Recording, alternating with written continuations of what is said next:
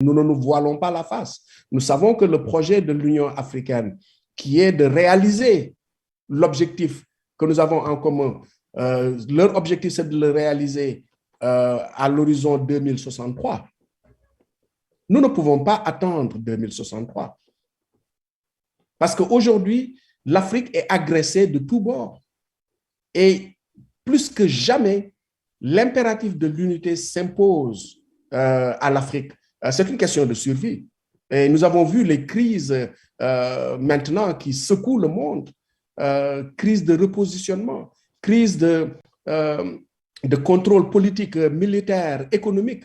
Mais l'Afrique a besoin de se prendre en main pour survivre dans cet ouragan de déstabilité à travers le monde, d'instabilité sanitaire, d'instabilité alimentaire, d'instabilité sécuritaire.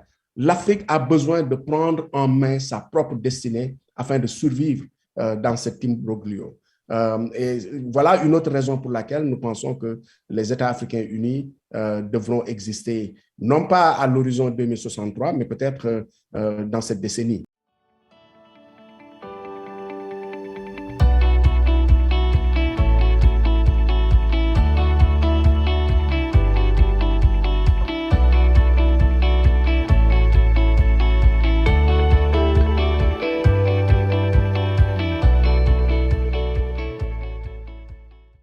À l'heure où le monde est à un nouveau tournant de l'histoire, tout le monde convient à penser qu'il se dirige désormais vers un monde multipolaire. Mais dans tout cela, quelle sera la place de l'Afrique? Plusieurs hypothèses sont présentées, parmi lesquelles les États-Unis d'Afrique, avec un accent particulier sur le fédéralisme. C'est l'option soutenue par le mouvement fédéraliste panafricain dont j'ai le plaisir de recevoir sur ce plateau, monsieur Seck Amadou. Vous êtes consul honoraire du Sénégal à Boston, aux États-Unis, vice-président du comité international préparatoire CIP, vice-président du mouvement fédéraliste panafricain. Bonjour monsieur Seck Amadou et merci d'être avec nous sur ce plateau. Bonjour Christian, bonjour David. Merci donc d'avoir accepté notre invitation, mais surtout de disposer du temps pour cette interview. Bonjour, bonsoir à vous aussi, mesdames, mesdemoiselles et messieurs, et merci d'être au rendez-vous de votre émission Droit de savoir. Moi, c'est Christian Perrin. Monsieur Seck Amadou, l'Afrique doit s'unir, maintenant ou jamais, dites-vous. Quelles sont donc les échéances que vous vous êtes fixées pour atteindre concrètement les objectifs de votre grand et ambitieux projet des États-Unis d'Afrique? Merci Christian, merci David. Je suis heureux de vous retrouver sur votre antenne et je salue vos auditeurs et je salue également tous les Africains du continent et éparpillés dans la diaspora. Je vous apporte le bonjour du président du MFPA, Adama Samosekou du Mali, où nous avons élu domicile, le siège officiel du mouvement État Bamako. Je salue également le secrétaire général, membre fondateur Diomaye Faye, originaire du Sénégal, mais qui est basé également aux États-Unis et donc qui a contribué à mettre sur les fonds baptismaux ce mouvement depuis 2015. Alors, l'échéance... C'est à notre honneur. Merci beaucoup. Merci beaucoup. Donc, depuis sa création, le mouvement se fixe un objectif d'ici l'année 2029 d'organiser le premier congrès fédéraliste panafricain et de jeter les bases de l'Union africaine que nous appelons pas États-Unis d'Afrique, mais les États africains unis. Et c'est à dessein, en fait. Nous ne parlons pas des États-Unis d'Afrique parce que nous ne voulons pas nous limiter aux États de l'Afrique actuelle, les 54 États, mais plus encore, nous nous ouvrons aux fils et filles d'Afrique éparpillés dans le monde, dans la diaspora, aux quatre coins du monde, au Brésil, à Haïti, en Amérique du Nord, en Europe et partout dans le monde. Donc, c'est les États africains unis, parce qu'il y a des États au niveau de l'Afrique, mais également des États africains en dehors de l'Afrique. Et donc, nous avons une vision qui incorpore tous les fils et toutes les filles d'Afrique, d'où qu'ils sont, et d'où qu'elles sont à travers le monde. Donc, Mais lorsque l'échéance... vous parlez, Monsieur Cheikh Amadou, lorsque vous parlez des États africains unis, comment vous les voyez, la structure, comment se présente-t-elle? Bon, vous l'avez dit dans votre introduction, c'est une fédération. Nous nous appelons mouvement fédéraliste panafricain. Nous ne sommes pas un mouvement panafricain ou bien un mouvement panafricaniste. Nous sommes un mouvement fédéraliste et nous nous focalisons sur le modèle de la fédération.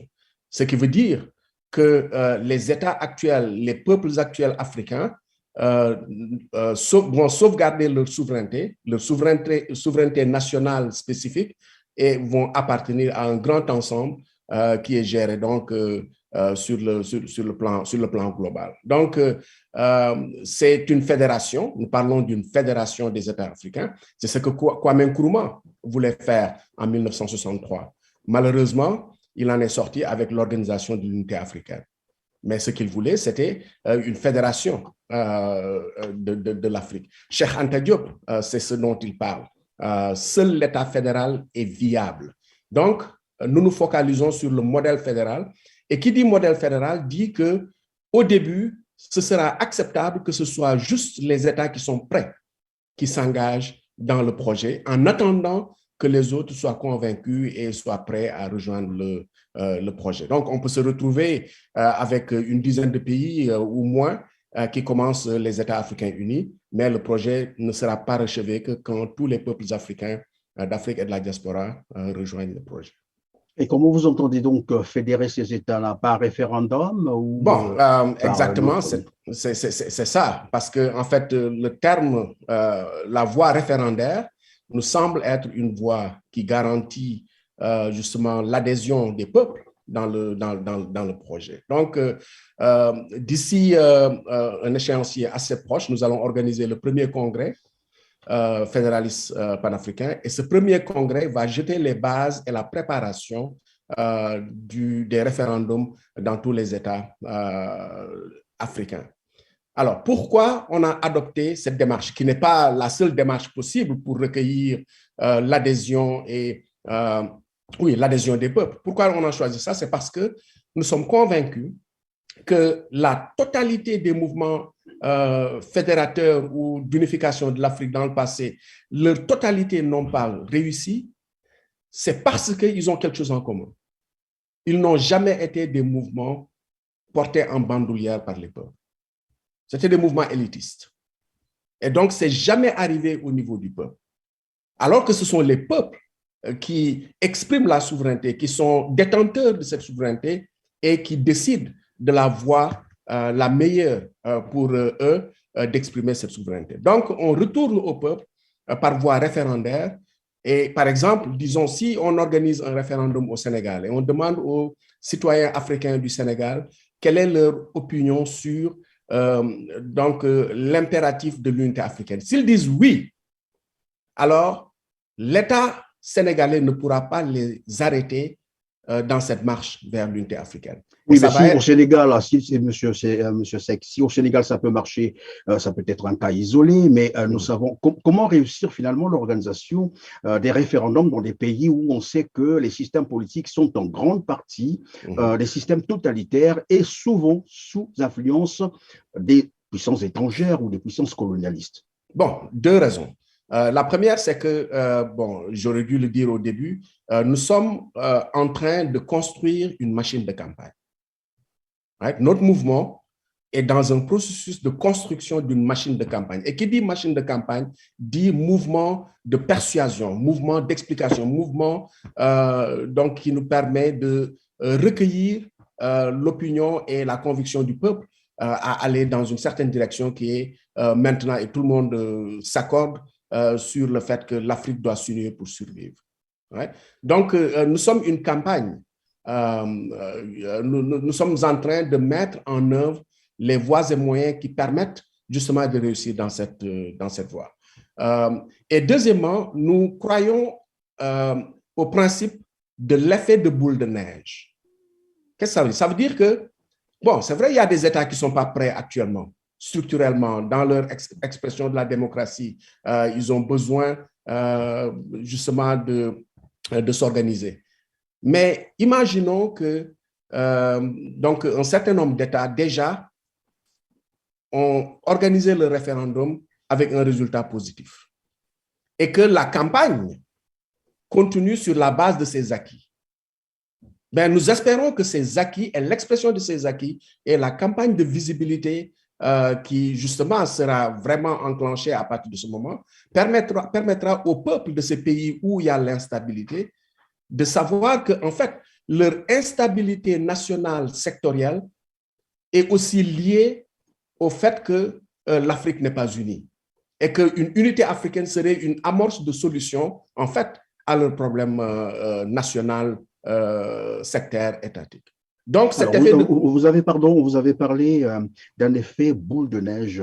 Avez-vous déjà une idée sur les pays pilotes Bon, avec lesquels vous alors, voudriez bien démarrer? Si ce Christian, n'est pas un secret, si ce n'est pas un secret, bien entendu. je vais vous dire que nous avons effectivement une vision, une stratégie de couloir de la victoire. Nous n'allons pas dévoiler ça en ce moment. Nous avons des stratégies, effectivement, que nous garderons secret pendant un certain temps, mais nous avons identifié, effectivement, les pays et les régions où on peut se focaliser pour commencer justement la formation de cette boule de neige. On l'appelle le couloir de la victoire. Donc, oui, c'est tout ce que je peux dire pour ce moment. C'est toute l'autorisation que j'ai de parler de ce couloir de la victoire en ce moment. Vous avez dit que dans ce fédéralisme, évidemment, les États vont garder leur souveraineté. Alors là, moi, je me pose la question de savoir comment les États qui gardent leur souveraineté pourront faire chemin ensemble, finalement. Bon, je Comment parle on pas va de... s'organiser l'économie, la sécurité Bon, et tous les autres piliers de la puissance d'un État? bon, je parle pas que, je dis pas que les États vont garder leur souveraineté politique d'existence non, je parlais plutôt de la préservation de l'identité culturelle, de cette diversité dans leur identité, dans leur langue, dans leurs coutumes, parce qu'effectivement, une fédération veut dire que on ne disparaît pas dans son identité individuelle, mais on trouve des liens avec et d'ailleurs, ces liens existent. Le peuple sénégalais est connecté au peuple malien, qui est connecté au peuple nigérien, qui est connecté au peuple burkinabé, jusqu'à la corne de l'Afrique où nous avons la langue pulaar et la culture fulani qui regroupe des millions et des millions de personnes. Donc, il y a beaucoup de traits communs sur lesquels on pourra se focaliser effectivement pour développer ces ponts et se focaliser sur ce que nous avons en commun. Mais le système fédéral, justement, ne veut pas dire complètement le reniement de l'identité culturelle des composantes. Prenez l'exemple des États-Unis. Chaque État a sa culture, a sa spécificité.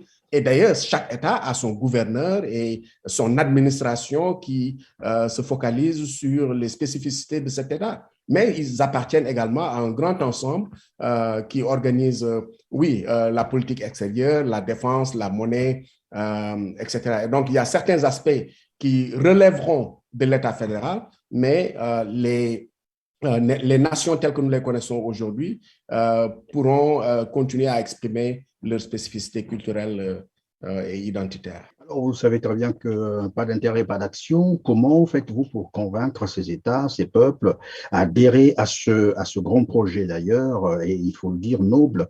Comment faites-vous? Qu'avez-vous déjà fait avant même d'arriver, bien entendu, puisque vous parlez déjà d'un congrès d'ici 2029? Bon, je l'ai dit au début, nous sommes en train de construire une machine de campagne. Et cette machine de campagne, c'est ce que le mouvement fédéraliste panafricain est. C'est donc une coalition de personnes et d'organisations qui continuent de travailler dans ce vaste mouvement de prise de conscience de la nécessité de garder l'Afrique et les Africains en survie. Nous construisons une machine à travers donc des structures. Nous avons déjà convoqué un pré-congrès à Accra, c'était en 2018. Et ce pré-congrès nous a permis de solidifier nos documents de base, nos statuts, la charte le règlement intérieur, mais également le déroulement et l'organisation des structures. Nous sommes structurés d'une manière justement à miroiter l'organisation fédérale. Nous avons un comité exécutif international qui est dirigé par le président Samassékou du Mali, où nous avons élu siège, comme je l'ai dit tout à l'heure. Et le comité exécutif est composé de leaders des régions, mais également des commissions spécifiques qui ont une tâche spécifique dans la préparation de cette campagne. Par exemple, nous avons une commission recherche et stratégie. Alors, c'est cette commission qui a pondu ce document dont je vous ai parlé et dont je ne vous donnerai pas plus de détails sur le couloir de la victoire.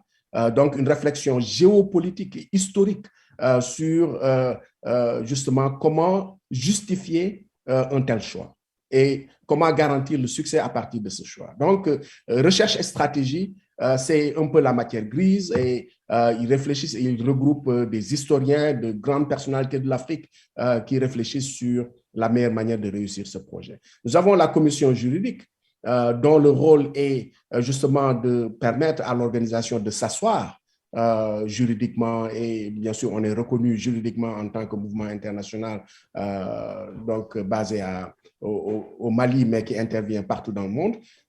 Et cette commission également a un rôle de recherche dans les documents et constitutions africaines telles qu'elles existent aujourd'hui et quelles sont les ouvertures que nous avons et les ressources que nous avons dans ce qui existe aujourd'hui afin d'atteindre notre objectif. Par exemple. Alors, dites-moi, monsieur Sekamadou, vous avez dit que vous avez votre siège au Mali. À ça hasard d'avoir votre siège au Mali ou bien depuis quand existez-vous? Nous existons depuis 2015 et nous avons été reconnus depuis 2 ans. Et c'est le pré-congrès de Accra qui avait décidé d'élire domicile à Bamako. Bien sûr, c'était avant donc la situation que nous connaissons, mais qu'à cela ne tienne, cette situation ne nous empêche pas de continuer dans cet objectif parce que nous sommes conscients que les problèmes structurels du Mali actuels sont des problèmes passagers qui seront résolus avec les États africains unis. Donc, nous ne faisons pas beaucoup de problèmes sur ce cas et d'ailleurs, nous ne nous ingérons pas dans les affaires intérieures des États parce que nous nous plaçons au-dessus des États. Notre projet se place au-dessus des États. Donc, voilà un peu pour cette question. Les commissions, je vais vous en donner 2 ou 3 autres. Nous avons une commission mobilisation des jeunes, une commission mobilisation des femmes, parce que nous comprenons qu'on ne peut rien faire sans la composante la plus significative de la société noire africaine dans la diaspora. C'est les jeunes et c'est les femmes. Et nous avons l'intention de nous appuyer sur cette démographie pour avancer notre objectif. Commission finance, bien sûr, ça existe, et puis commission relations extérieures. Alors, voilà une commission qui a un rôle, je dirais, presque diplomate, mais un rôle également de contact avec les autorités africaines telles qu'elles existent aujourd'hui, afin de nous servir de leur appareil pour avancer dans la campagne. Parce que nous ne pouvons pas réinventer la roue. Ouais? Donc, les structures qui existent, vous pouvez l'appeler opportunisme politique, d'accord, mais nous avons à prendre avantage de ce qui existe afin d'avancer notre objectif. Donc, la commission aux relations extérieures, dirigée par le frère Vuzi Goumédé d'Afrique du Sud, a pour charge donc de nous rapprocher des leaders africains et de voir comment on peut se servir d'eux, entre guillemets, afin d'avancer notre projet. Parallèlement à ces commissions, je vais finir oui, je vous en par prie. ça. Parallèlement à ces commissions, nous avons dans nos structurations, donc comme j'avais dit, des comités régionaux, des comités nationaux, des comités locaux. Nous sommes présents dans plus de 30 États africains aujourd'hui, avec des comités régionaux, région Afrique de l'Ouest, Afrique centrale, Afrique de l'Est, qui est Afrique australe, etc. Donc, ces régions regroupent des commissions nationales et ils sont organisés avec une hiérarchisation qui miroite la hiérarchisation du comité exécutif du mouvement. Nous avons donc ces régions qui sont organisées et il y a la région Amérique du Nord, il y a la région Caraïbes et il y a la région Amérique latine, en plus de la région Europe, qui sont en fait des régions extrêmement stratégiques dans notre stratégie de mise en œuvre des États africains unis. La diaspora africaine est absolument partie prenante dans ce projet. Et ce n'est pas, comme on dit en anglais, lip service, mais c'est une implication concrète dans la conception et la mise en œuvre. Parce que tout à l'heure, vous avez parlé d'une commission en relations extérieures, c'est ce que j'ai semblé comprendre. C'est ça. Est-ce qu'on peut parler de vos relations avec les organisations de la sous-région, par exemple, en Afrique? Je parle là de la CEDEAO, la CEMAC, pourquoi pas l'Union africaine? Quelles sont vos relations avec? Absolument. Nous les respectons et nous les encourageons dans le travail d'intégration qu'ils sont en train de faire. C'est extrêmement difficile, c'est un travail laborieux, mais il faut le faire. Et effectivement, nous entendons développer une relation d'entente, de compréhension et de partenariat dans donc, notre objectif d'atteindre l'unité politique de l'Afrique. Alors, nous allons demander à faire partie de la Commission africaine. Donc, le processus sera enclenché bientôt et on espère donc avoir un siège donc dans cette structure afin de contribuer au débat. Maintenant, comprenons-nous bien, l'Union africaine qui est dirigée par le président Macky Sall du Sénégal et qui est un soutien de notre mouvement, qui a soutenu le pré-congrès à Accra. Donc, c'est un partenariat qui est naturel. Nous n'avons pas d'ennemis.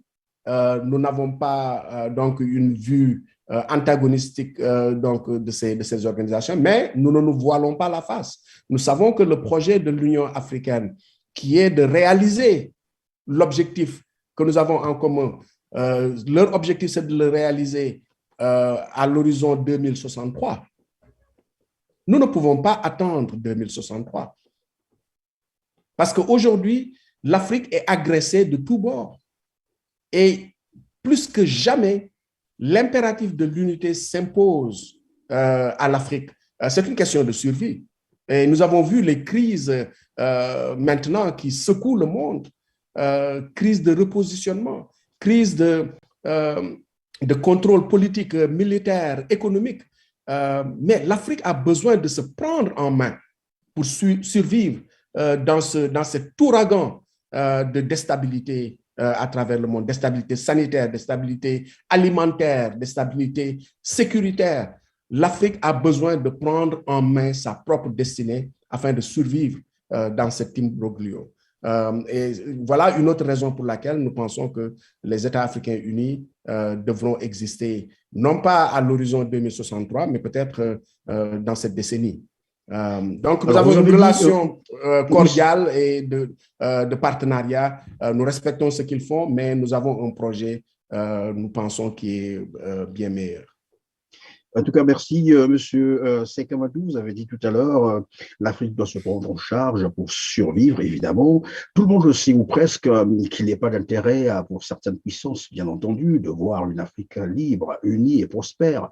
Quels sont donc vos moyens d'action et de contournement des obstacles et des pressions extérieures, par exemple, pour garantir, bien entendu, le succès de vos objectifs? Ben là, vous avez touché du doigt le problème essentiel. Comment est-ce que nous allons garder notre souveraineté et nous assurer qu'effectivement, nous ne sommes pas infiltrés, nous ne sommes pas déroutés dans notre objectif et nous ne perdons pas de vue l'essentiel. Eh bien, c'est ça la construction de la machine. Nous sommes en train de poser les jalons qui nous permettent de clamer cette souveraineté et cette indépendance, aussi bien financière que de pensée et structurelle. Ce n'est pas chose facile et nous avons déjà essuyé des moments difficiles dans cette marche. où nous avons eu à nous séparer de frères et sœurs qui donc n'étaient pas tout à fait dans nos plans. Et nous le ferons encore. Certains prendront le train en marche, d'autres descendront à la prochaine gare, mais le train va continuer et nous allons nous focaliser sur justement cette impérieuse nécessité de garder notre souveraineté, surtout notre souveraineté financière. Hein? Donc, nous sommes conscients que, quelle que soit la volonté des uns et des autres et des organisations de soutenir ou en tout cas d'apporter le soutien matériel et financier à ce que nous faisons, cela ne voudra pas dire qu'ils auront voix au chapitre et qu'ils décideront justement de ce que nous sommes en train de faire. Il n'y a pas de négociation sur l'objectif final que nous avons et il n'y a pas de négociation sur le fait que le parachèvement de notre mission, c'est de réclamer la souveraineté de l'Afrique.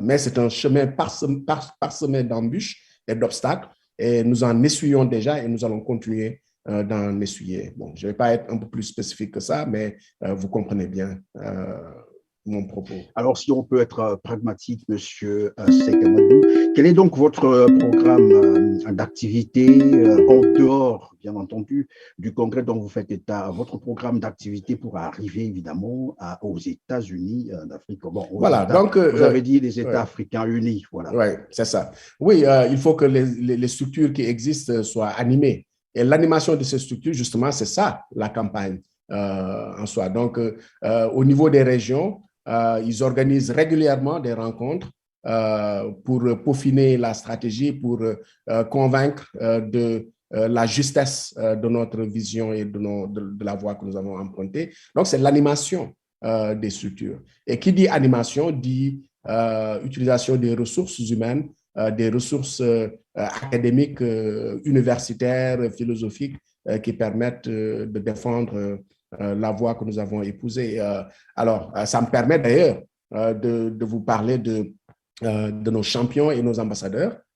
Nous avons des champions et des ambassadeurs qui ne sont pas activement impliqués dans le fonctionnement du mouvement, mais qui prêtent leur notoriété, leur célébrité, mais également leur crédibilité pour contribuer à rendre notre mouvement plus visible et plus crédible. Je vais vous citer quelques noms, hein, parce qu'on est fiers d'avoir quelqu'un comme Souleymane Bachir Diagne, qui est maintenant reconnu depuis longtemps d'ailleurs comme peut-être le penseur numéro 1 africain en ce moment. Donc, Beniwende Sankara fait partie de la matière grise de notre mouvement. Cheikh Seck du Mali, Salif Keita du Mali, l'un des ambassadeurs, notre frère DJ Awadi et Tiken, mais également Théophile Obenga, hein, qui contribuent à éduquer nos membres sur ce que ça signifie d'être africain du continent et de la diaspora et quels sont les défis qui se posent à nous. Mais également, on a des champions et des ambassadeurs dans la diaspora. Dr. Jeffries aux États-Unis, Peter A. Bailey, qui était dans la salle le jour de l'assassinat de Malcolm X. Et bien d'autres, le leader actuel de l'organisation de UNIA, qui est donc l'organisation de Marcus Garvey, qui existe toujours, et son leader, non seulement il est membre du MFPA, et son organisation également est membre du MFPA, mais il contribue à la réflexion et à avoir les voies et moyens, surtout pour impliquer donc les Africains de la diaspora. Parce que les Africains de la diaspora ont un statut assez particulier. Mais comment les intégrer dans le projet? Parce qu'ils peuvent continuer à vivre dans la diaspora et faire partie des États africains unis. Hein? Quel sera leur statut? Le droit de vote, okay? Le droit à la propriété, le droit d'être élu, leur contribution dans la conception même de l'identité de la fédération. Donc, tout cela est très bien pensé avec l'aide de nos champions, de nos ambassadeurs, de nos alliés.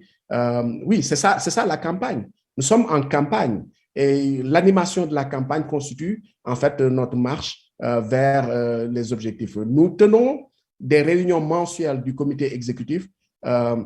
Également, les régions tiennent des réunions mensuelles pour exécuter les programmes qui sont définis, aussi bien à la base qu'au niveau central, étant entendu que nous voulons être un mouvement grassroots, en anglais, donc du bas vers le haut. Parce que, comme je vous ai dit tout à l'heure, quand un projet est porté par un peuple, la chance de réussite est garantie. Voilà. Il y a ce dicton que j'aime bien rappeler, je ne me souviens pas de son origine, mais ça dit que quand une personne rêve, ce n'est qu'un rêve. Mais quand un peuple partage un même rêve, c'est le début de la réalité.